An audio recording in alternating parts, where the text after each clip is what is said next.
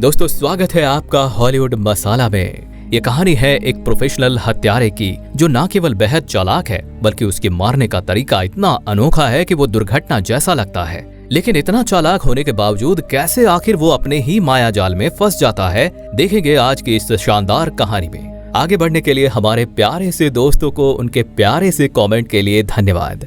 तो कहानी की शुरुआत कोलंबिया में होती है, जहां एक बहुत बड़ा प्लेन दिखाया जाता है। इस प्लेन में से एक आदमी बाहर आता है जो एक अमीर कातिल बॉस है। उसके चारों ओर सुरक्षा गार्ड होते हैं। वो अपने घर जाता है जहां भी कई गार्ड तैनात होते हैं, और जब वो स्विमिंग पूल में तैरते समय अपनी घड़ी उठाने जाता है तभी कोई उसके गले को दबा देता है और उसे पानी में डुबाकर मार देता है। किसी को इस हत्या की भनक तक नहीं लगती और आर्थर वहां से आसानी से निकल जाता है।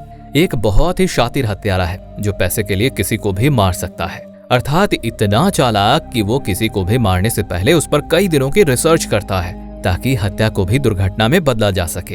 ये काम खत्म करने के बाद ऑथर सीधा अपने मेंटर यानी कि हैरी के पास जाता है जिसने उसको ये काम सिखाया था, और आर्थर हैरी के साथ काम करता है, जिसके बाद वो अपने पैसे लेकर यहाँ से चला जाता है। कुछ समय बाद आर्थर को खबर ये मिलती है कि इनके संगठन को किसी ने धोखा दिया है और इनके कुछ साथियों को मरवा दिया है, और ये कोई और नहीं बल्कि हैरी ही होता है। लेकिन आर्थर को इस बात का भरोसा नहीं होता क्योंकि वो हैरी के साथ बहुत समय से काम कर रहा था और उसे नहीं लगता कि हैरी ऐसा कर सकता है। लेकिन फिर भी वो इस बात की पुष्टि करने अपने संगठन के हेड से मिलता है और उसे वो पक्का हो जाता है कि हैरी ने ही उनको धोखा दिया है। अब हेड ऑथर से कहता है कि हैरी को इसकी सजा मिलनी चाहिए। हेड हैरी को मौत के घाट उतारना चाहता है क्योंकि इनके धंधे में धोखे की सिर्फ एक ही सजा है, वो है मौत। हेड आर्थर को ये काम सौंप देता है, जिसके बाद आर्थर हैरी को कॉल करता है और उसे वो सभी बातें बता देता है जो अभी अभी हेड ने उसे बताई थी। ऑथर हैरी से कहता है कि तुम्हें जल्दी ही अपने ऑफिस से निकलना होगा क्योंकि हेड के लोग तुम्हें मारने आ रहे हैं। आर्थर हैरी को भागने का रास्ता भी बताता है कि किस तरह ऑफिस से बाहर निकलना है ताकि उसकी जान बच सके। ऑथर हैरी को सभी लाइट्स ऑफ करके सर्विस एरिया से भागने को कहता है। लाइट्स ऑफ होने के कारण अब सभी कमरे भी बंद हो चुके थे और अब हैरी भी ऐसा ही करता है। लेकिन जब हैरी भागता है तब उसके सामने आर्थर आ जाता है और अब हैरी समझ जाता है ये सब आर्थर की ही योजना थी ताकि उसकी मौत एक दुर्घटना लगे। हैरी अपनी बंदूक निकालता है और पास की गाड़ी पर चलाने लगता है और आर्थर से कहता है, मैंने तुम्हारा काम और आसान कर दिया ताकि अब ऐसा लगे कि कोई मुझसे पैसे चुराने की कोशिश कर रहा था। अपने जान बचाव के लिए उस पर गोलियां चलाई थी। ऑथर कहता है कि क्या तुम इस बंदूक से मुझे मारोगे नहीं? हैरी कहता है नहीं, क्योंकि अगर मैंने तुम्हें मार भी दिया फिर भी मेरी मौत तय है। इसके बाद आर्थर भी हैरी को मार देता है, लेकिन उसे इस बात का दुख भी होता है क्योंकि आज तक उसने जो भी सीखा है वो हैरी की ही देन थी। जिसके बाद अब आर्थर हैरी के अंतिम संस्कार में जाता है जहां उसे स्टीव मिलता है जो कि हैरी का बेटा था। आर्थर और स्टीव एक दूसरे को पहले से ही जानते थे क्योंकि जब हैरी जिंदा था तब आर्थर अक्सर हैरी के घर जाया करता था, और अब आर्थर स्टीव को उसके घर पर छोड़ने जाता है। घर जाकर स्टीव एक बंदूक उठा लेता है। आर्थर को लगता है शायद स्टीव को पता चल गया होगा कि उसके पिता को मैंने मारा, लेकिन फिर भी आर्थर पूछता है कि तुमने बंदूक क्यों उठाई? स्टीव अपने पिता को याद करते हुए कहता है कि वो चोर बहुत ही बेरहम है।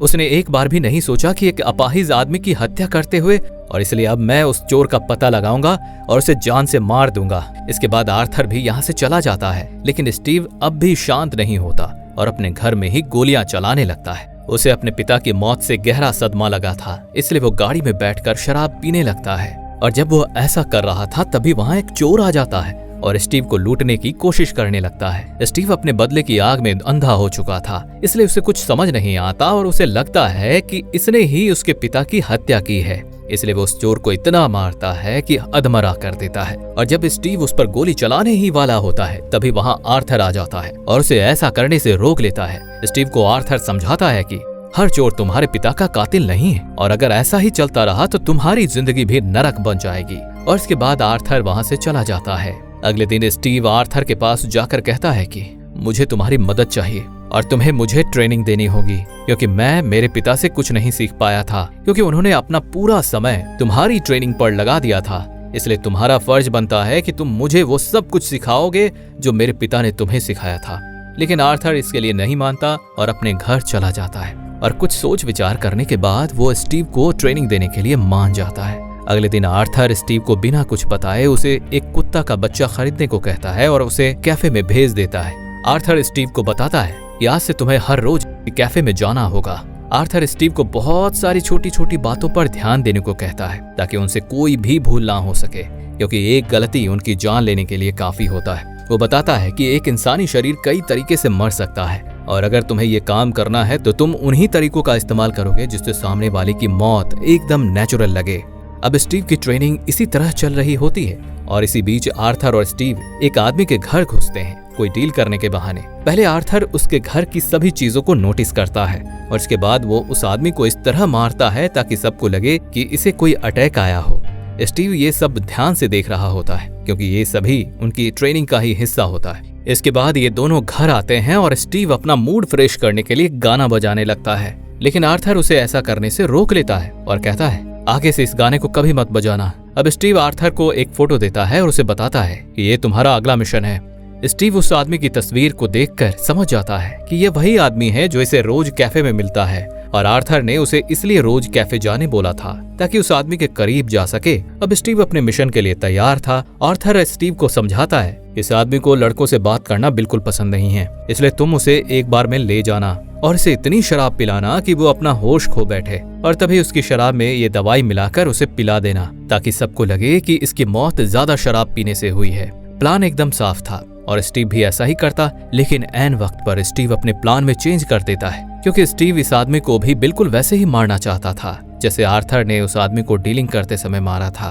अब स्टीव इसकी शराब में दवाई मिलाने के बजाय उस आदमी के घर चले जाता है, लेकिन आर्थर ने इसके लिए साफ चेतावनी दी थी कि प्लान में चेंज नहीं होना चाहिए क्योंकि ये आदमी दूसरी गैंग के लिए काम करता है और वो स्टीव से कई गुना ज्यादा ताकतवर है। लेकिन स्टीव उसके बात पर कोई ध्यान नहीं देता और सब कुछ भुलाकर वो उस आदमी पर हमला कर देता है। लेकिन जैसे तैसे स्टीव उस आदमी को मौत के घाट उतार तो देता है, लेकिन उसकी मौत कहीं से भी दुर्घटना नहीं लग रही थी। और जब ये आर्थर को बात पता चलती है तब वो स्टीव पर बहुत गुस्सा होता है और उसे बताता है कि हम इस काम में जितना कम शोर शराबा करेंगे उतना ही हम दोनों के लिए अच्छा होगा। जिसके बाद ये दोनों ऐसे ही साथ में काम करने लगते हैं और अब एक दिन इनका हेड इनको एक मिशन देता है जिसमें इन्हें किसी चर्च के पादरी को मारना था। आर्थर इसके बारे में पूरी जानकारी निकाल लेता है और अपनी रिसर्च के दौरान ये तय करता है कि इस पादरी को नशीली दवाइयों से मारेगा। लेकिन शायद आर्थर ने इस बार आधी रिसर्च की थी क्योंकि ये पादरी पहले से ही इतना नशे में था कि इसको इसकी नशीली दवाइयों का कोई असर नहीं होता और स्टीव और आर्थर इसको दम घोटकर मार देते हैं और उसे मारकर छुप जाते हैं। अब इसको ये लगने लगा था कि ये पादरी नशे के ओवरडोज के कारण मरा है और तभी वहाँ आर्थर के पास से कुछ गिरता है और ये सभी गार्ड सतर्क हो जाते हैं। जिसके बाद आर्थर और स्टीव अपने आप को बचाने के लिए यहाँ से भागने लगते हैं और किसी तरह से ये सभी को खत्म करके यहाँ से भागने में कामयाब भी हो जाते हैं। लेकिन जब ये अपने घर जा रहे होते हैं तभी आर्थर की नजर एक आदमी पर पड़ती है और वो कोई और नहीं बल्कि उन्हीं लोगों में से था जो हैरी ने साउथ अफ्रीका में कुछ लोग मरवाए थे और इसी बात के लिए हैरी को मौत की सजा दी गई थी। अब आर्थर इसको देखकर हैरान हो जाता है और सोचता है आखिर ये जिंदा कैसे है। इसके बाद आर्थर उसका पीछा करता है और इससे अकेले में मिलता है। आर्थर पूछता है तुम अभी तक जिंदा कैसे हो। वो कातिल आर्थर को पूरी बात बताता है कि कैसे उसके हेड ने साउथ अफ्रीका में कुछ लोगों को मरवाने की झूठी कहानी बनाई थी ताकि वो हैरी पर इसका इल्जाम डाल सके और उसको मरवाकर पूरी साम्राज्य अपने हाथ में ले सके। और उसकी ये योजना सफल भी हुई, तुम्हारे हाथ हैरी को मरवाकर। और तभी वो कातिल आर्थर पर हमला करता है, लेकिन आर्थर उसे जान से मारकर वहाँ से निकल जाता है। और अब आर्थर हेड के पास जाता है। तब तक बहुत देर हो चुकी थी क्योंकि हेड को पता चल गया था कि आर्थर को सब कुछ मालूम हो चुका है। इसलिए हेड के आदमी स्टीव के पास जाते हैं और आर्थर को बुलाने को कहते हैं। आर्थर को स्टीव की बात से पता चल जाता है कि हेड के आदमी उसके पास ही खड़े हैं, इसलिए वो कोड वर्ड में स्टीव बताता है कि तुम्हारे सोफे के कोने में एक बंदूक पड़ी है। और अब स्टीव भी बंदूक निकालकर सभी लोगों को मार देता है। आर्थर स्टीव को बताता है कि वो सभी हथियार इकट्ठे करो जो उसके घर में पड़े हैं और मुझसे जितना जल्द हो सके उतना जल्द मिलो। स्टीव भी ऐसा ही करता है,